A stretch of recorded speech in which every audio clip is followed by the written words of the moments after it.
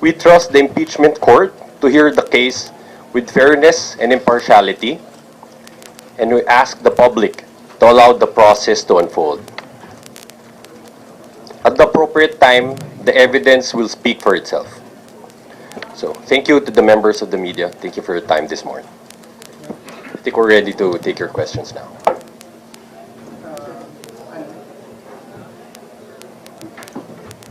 morning po. I'm Soberano po of Bombo Radio Police.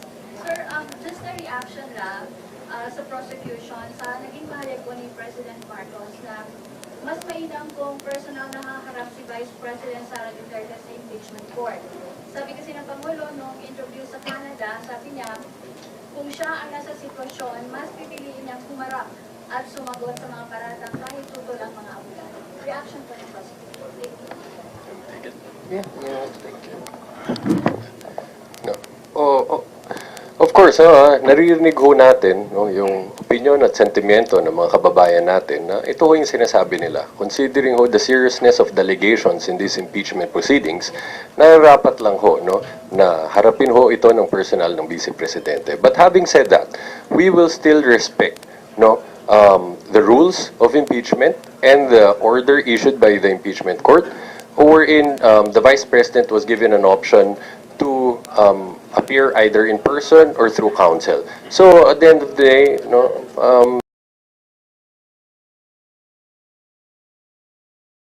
that's a decision for them to make. But still, we understand that sentiment. That sentiment is the sentiment of the entire country, or most of our countrymen. Na everyone's demanding that the Vice President will face this in person. Well, actually, that's a sentiment not only by the president but actually shared by all of us.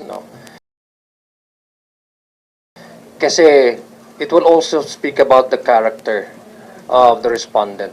It will only show that she is really seriously taking these allegations, facing these allegations with a clear position that she is not guilty of any of these accusations. And the clearest message that she can send is to appear before the court. Klaro po yan, matagal na po nating sinasabi. And that would also reinforces her previous statements that she will answer in the proper forum, that she's actually welcoming the allegation in at the proper forum, and this is now the proper forum.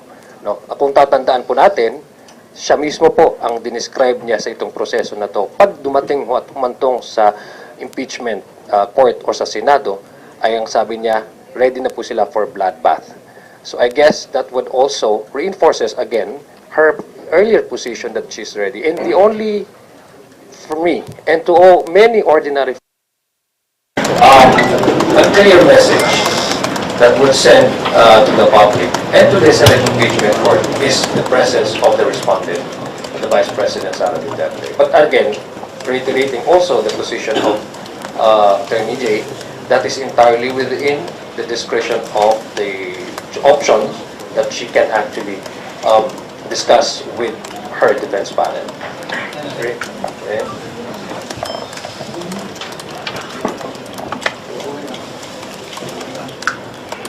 Matagal nang hinihintay ng mamamayan yung proseso na ito. So matagal na rin hinihintay ng mamamayan ang sagot ni VP Sara sa mga tanong tungkol sa articles of impeachment.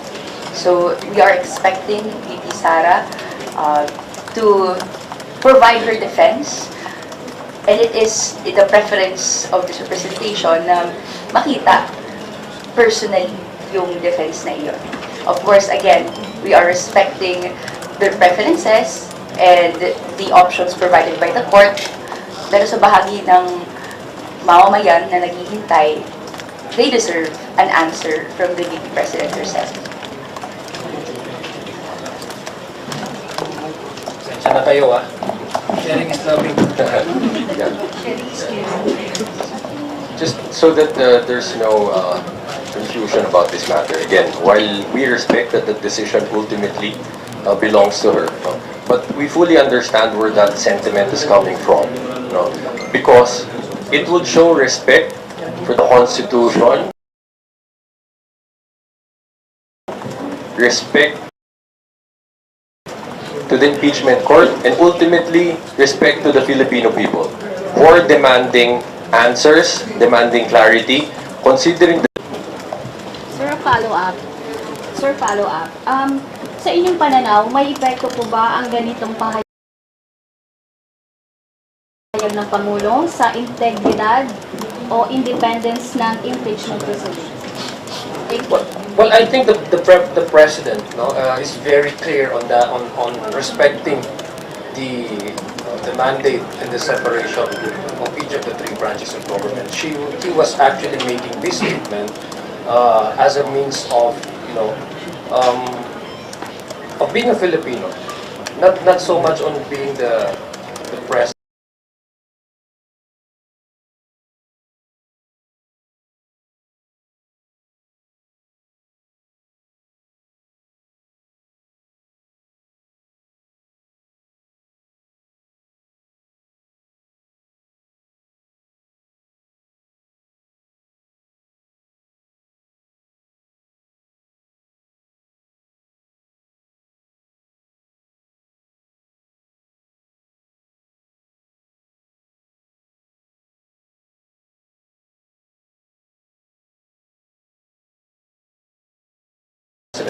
Which I believe is not hiding, and she is actually facing with seriousness all these charges, and she will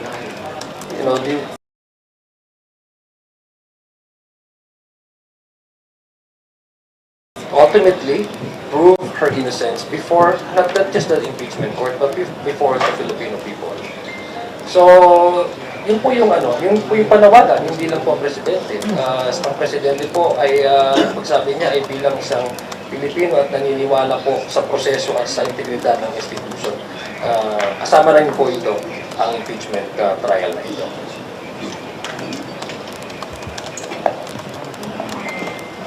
Ganun na po kalawak yung sentiment ng taong bayan, ng mamamayang Pilipino para po sa proseso na ito. So, once again, the accountability mechanism here is so that the prosecution can present evidence, the defense can present their defense, counter-evidence, counter-narrative. Kaya hinihintay din natin si VP Sara Duterte herself to present that side personally para din ma-clear na yung disinformation, yung confusion na bumabagabag at tinig nga sa lalamunan ng taong bayan for the past 2 years. Kung hindi natin naririnig from VP Sara herself yung answer na to or yung sentiment na to, these confusions will prevail. So, I hope that today is the day, it's the start of the process where we begin to see the truth, to see the accountability processes at work. This is the short truth about that also. So, of course, to be clear, no, we do not speak for the president, but since you asked our opinion about it, I think it was clear that he did not try to say how the Senate, sitting in his impeachment court, should rule on the matter.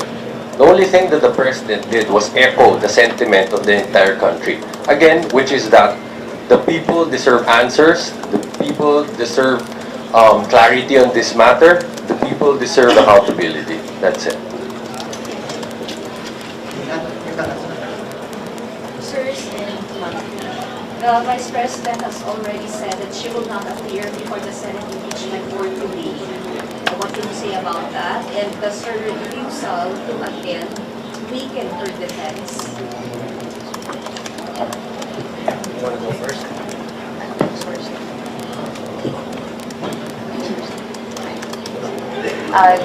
Okay.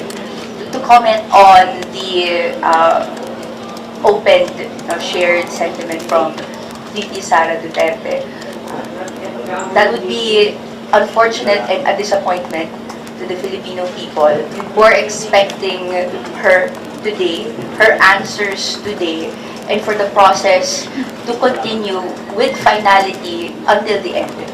Kung hindi po magpakita on day one, nasaan na po ang readiness na sinabi pong nandoon before at gustong makita at maiharap sa mamamayan para po sa proseso ng pananagutan. So,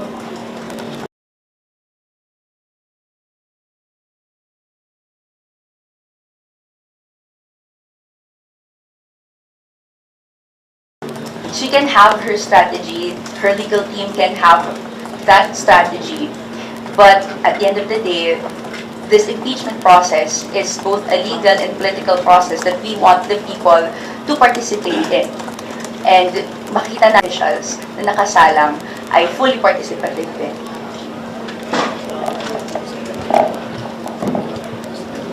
Well, I think we've already shared their opinion on this, on why we understand that the people are expecting that she will face this in person. But as you've stated, this is a decision that ultimately falls on her, and it's a decision that she will have to explain to the Filipino people as well.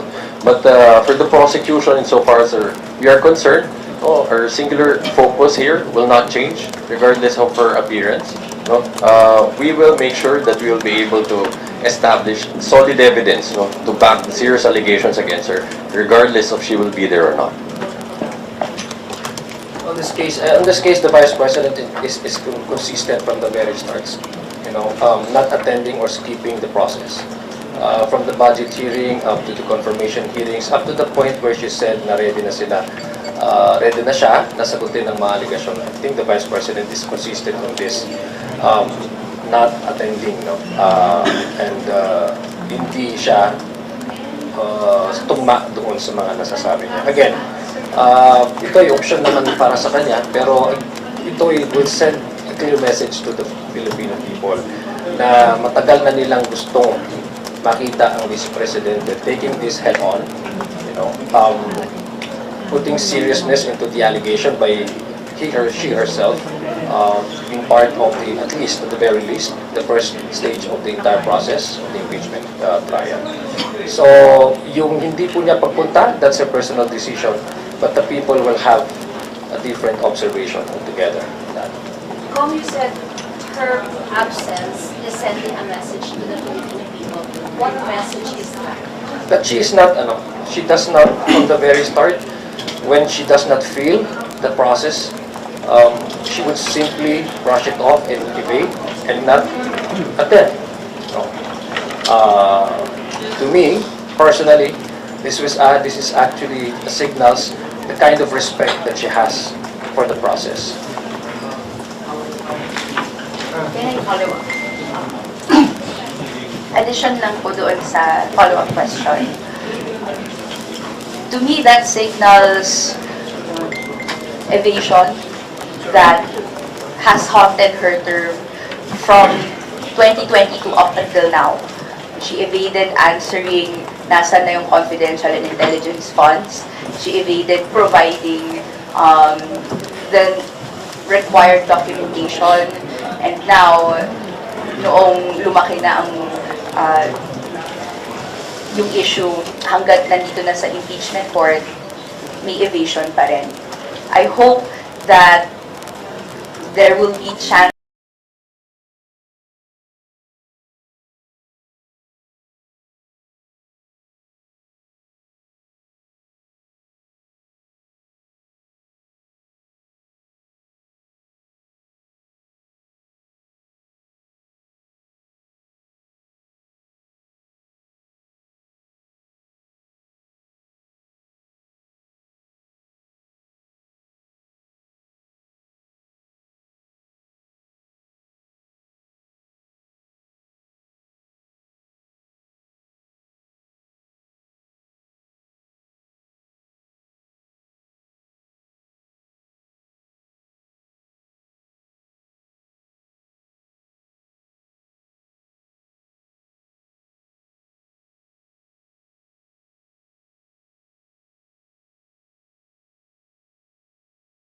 still for VP Sara to show up, not only today, but on the different days. Then, as much as possible, if you could finish it earlier than scheduled, then that will be better. And we will try to do that. For example, pag papayagan ho tayo magpresenta ng mahigit sa isang testigo kada araw, susubukan ho natin gawin yan if the time permits.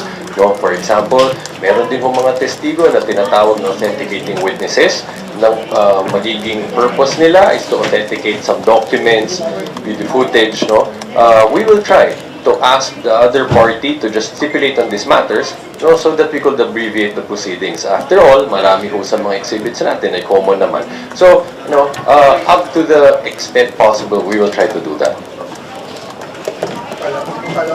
Ayun. Nagpadala na po kayo ng manifestation stating 3 witnesses you're planning to present in the week. Pero di po ba preliminaries na po na mangyayari ngayong araw na to? And kaya po bang i-present yun within 2 days? Yung tatlo po na minanifest po.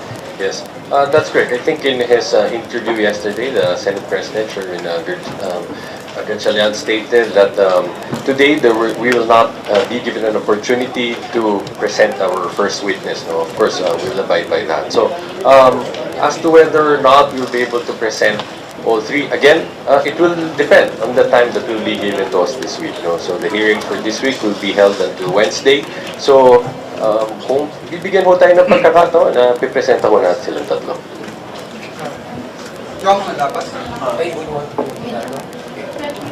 Ano lang po, isang tanong lang. Kung sakasakali po, no, na magbitiw sa pwesto si Vice President Sara bago lumali ang usapin sa impeachment trial, hindi po ba masasayang ang pinaghirapan ng impeachment ng prosecutor? Kung sakasakali, pag ganun nangyari, pwede pa rin siyang tumakbo sa pagka-presidente at manalo na ka-presidente. Well, hindi naman ho nasasayang dahil unang-una pananagutan po pinag-uusapan natin dito. Never po naging sayang ang effort. Ang nagdirekta naman dito ay ang ating konstitusyon. Ito, klaro po itong proseso na ito. Ang proseso po natin dito ay yung accountability mechanism na sinasabi ng Constitution. So, ito pong mga pangyayari ngayon, if ever, no, sana hindi nga mangyayari yun, if ever that would happen, that would reach that stage, sa palagay ko po, the trial will continue, the trial must continue, because the resignation does not automatically condone the acts committed.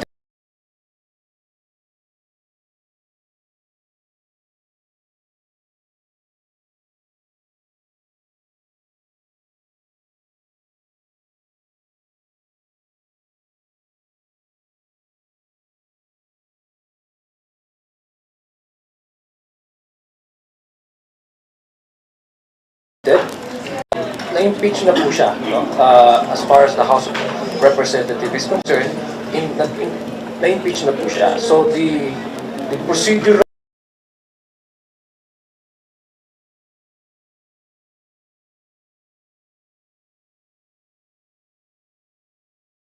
conclusion from that stage, according to the Constitution, is for the Senate to try and decide. So, kailangan pong tumuloy kasi kailangan pong may pananagutan dito. Ang pagre-resign ay hindi po yun nagpupundong. Kasi pinag-usapan naman po natin is not yung opisina, but yung mga charges by which nagawa niya na hindi naayon sa ating saligang batas nung naupo siya bilang Secretary of Education, at the same time ay halal na Vice Presidente. Follow-up lang. We'll respond to that.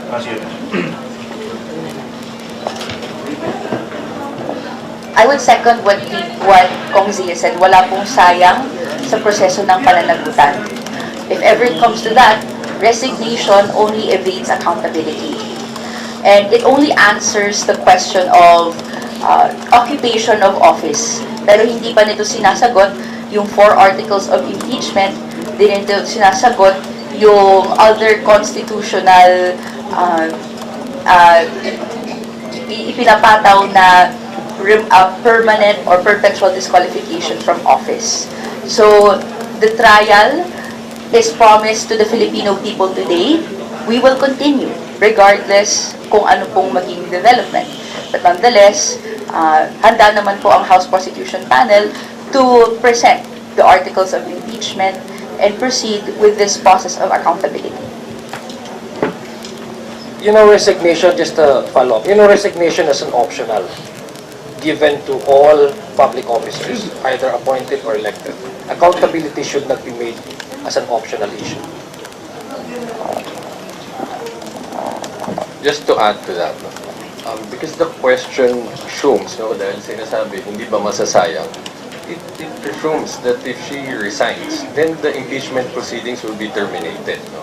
But without preempting the action that the impeachment court may take on such scenario, no, her position here is clear, as aptly pointed out, no, by Kong Zian, by Kong Rene. Dalawa ho ang penalty under the Constitution, no, sa impeachment, no, removal and perpetual disqualification from holding public office, no.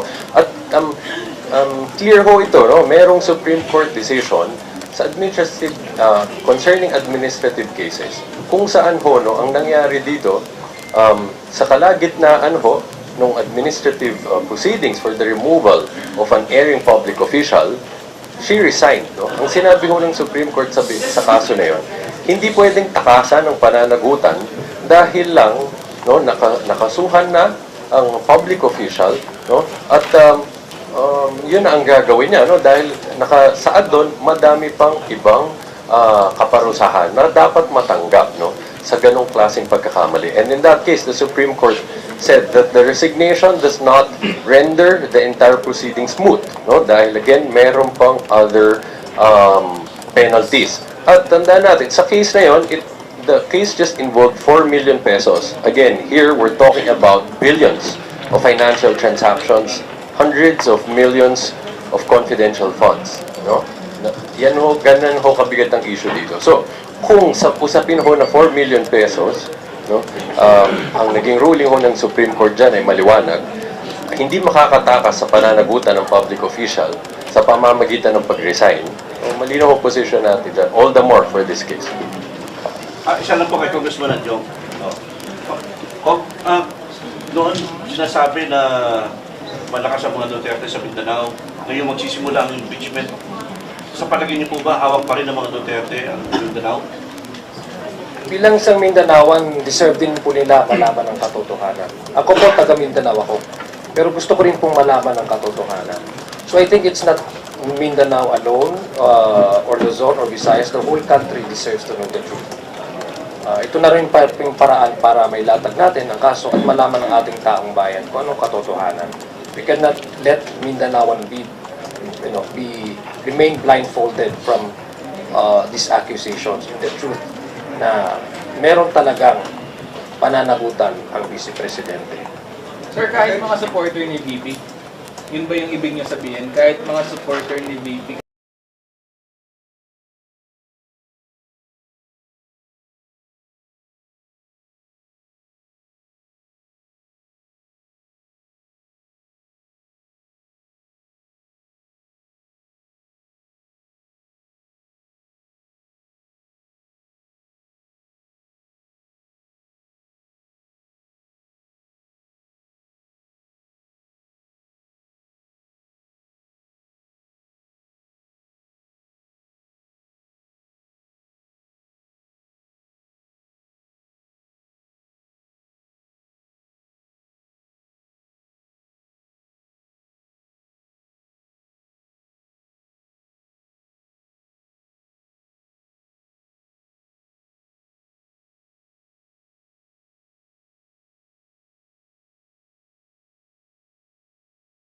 kailangan Nga, sabi ko nga, walang kinikilala dito, walang hindi ito personalidad. Ito po ay proseso ayon sa ating saligang batas. Ito po ay proseso na sinasabi po na meron talagang Ito ay nangyari. Napanood ho natin pare-pareho, no, yung video kung saan ho pinagbantaan ang buhay ng Presidente, ng First Lady at ng dating Speaker of the House. No? Maliwanag din ho doon na sinabi na bukod sa pinagbantaan, sinabi na may kasunduan na sa isang assassin para gawin ho ito. No? So, sa tingin namin, dahil ang mga factual issues dito as may konti, as less complicated compared to the other financially related articles of impeachment, no, mas madali ito. So, minabuti namin na dito po tayo magsimula.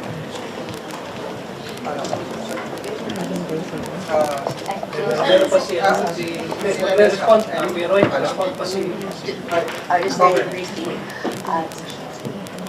inuuna natin in order of kung paano makita ng taong bayan yung iba't ibang nakitang questions na bumabagabag sa ating lahat. So, the press conference about the threats, natunghayan po ito lahat ng mamamayan. We will go through as they go para po makamit natin sa punot dulo yung proseso ng pananagutan. Para po sa akin, very short lang, no? I think sa Filipino, mas madali kang mag-relate na hindi basta-basta magbanta. No? I mean, culturally, we all understand that. Ang Pilipino ay disenteng tao. Tayo lang po ata yung tao sa buong mundo na pag nagsasalita, very,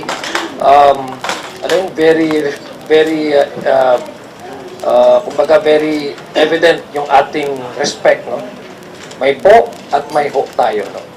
I mean, culturally, it would be more, it's safe to say that we are, no? We value decency.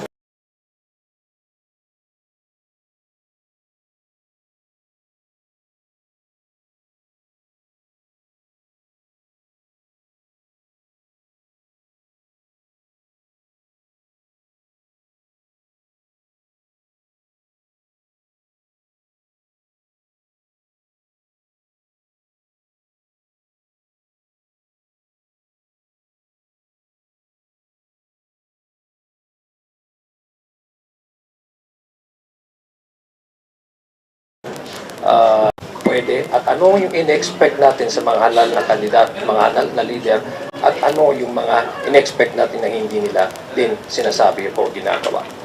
Sir, factor po ba kasi dun sa threat na yun, siya po kasi yung magiging beneficiary as the Vice President? I think very klaro po yun, no? It does not take one to be a rocket scientist to know that if the sitting president is out of the picture, automatically the sitting vice president shall assume the office. Which in this case, the one making all these grave threats, these threats, is the direct.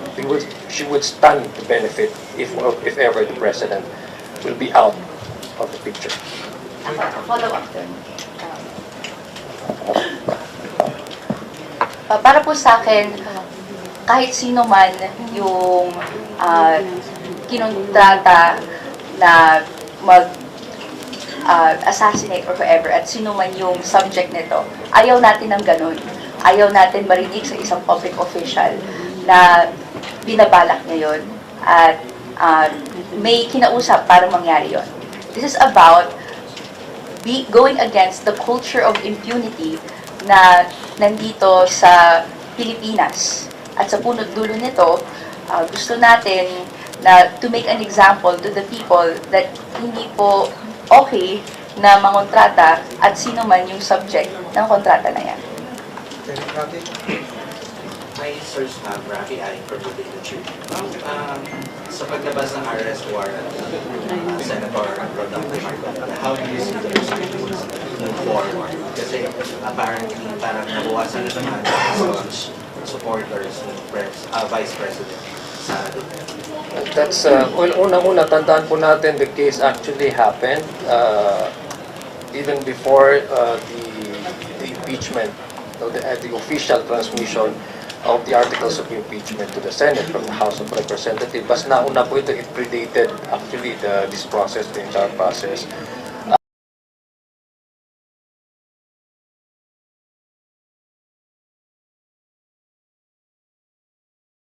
Sa amin po, that's entire different legal proceedings that involves one sitting senator.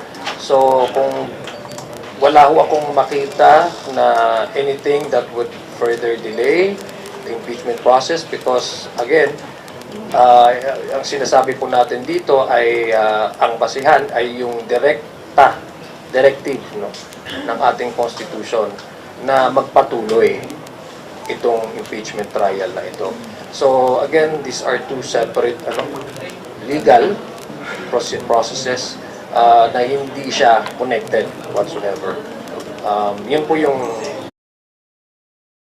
Bakit ang mga nakaraang ba na Pangulo, may nakita ba kayong ginawang ganon? Meron ba silang kinulong? Meron ba silang finish na account?